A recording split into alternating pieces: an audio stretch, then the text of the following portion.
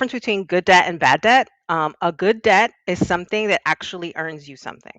So when you're buying a real estate property for a rental, hey, that's great debt because you're going to be earning money off of that. So if your mortgage payment is going to be less than what you can charge for rent, that's great debt. If you want to buy a house and it's a house you can truly afford, right? It's a house that's within your budget. It's a house that's everything that you want, right? Mhm. And good debt.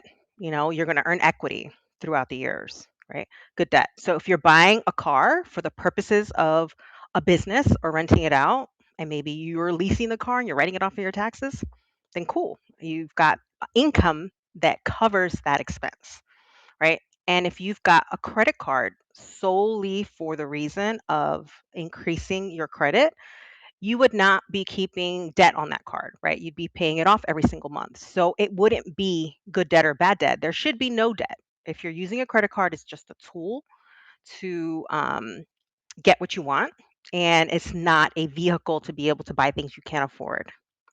So if bad debt is anything that's like a consumer debt, right? So credit cards, usually if you're in credit card debt, it's bad debt. If you're in this, expensive car that you can't afford, 9 times out of 10 is bad debt. Some people are on the fence whether or not student loans qualify as good debt or bad debt. So I always say if you're going to a school that is a reasonable cost for a major that you're actually going to be able to make money enough to pay off that loan, then it could be good debt.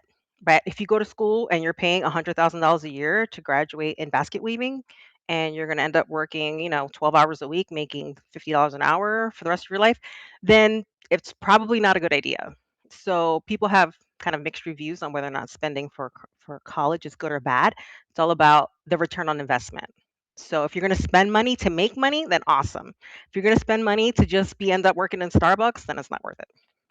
So does that So answer your that's question? where that always gets me when it comes to real estate because like I've always bought Mhm. and sold homes, like a bunch of them. And I did it because every time I moved, I would be able to rent it out, or I did it so that I Mhm. could, you can have a short term or a long term lease. And now I'm like, man, I just want to like sell everything because I don't want to just have a house to have a house. You know what I mean? Like, Mhm. so for me, like the house seems like bad debt. No, it's definitely not bad debt because the house is going to increase in value. What you're feeling is the stress of ownership. So buying property is work, and it's not as quote unquote passive income as people want to think it is or say it is. Like I own 3 rental properties, and 9 times out of 10, we just cash and checks.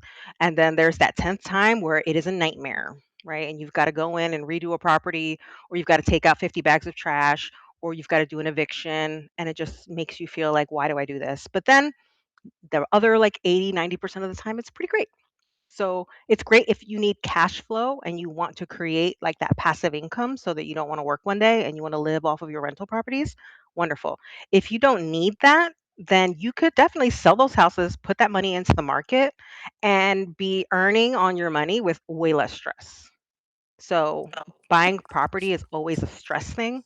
Some people can Mhm. handle it and some people can't. Some people want it and some people don't. You just have to figure out where you fall in that camp.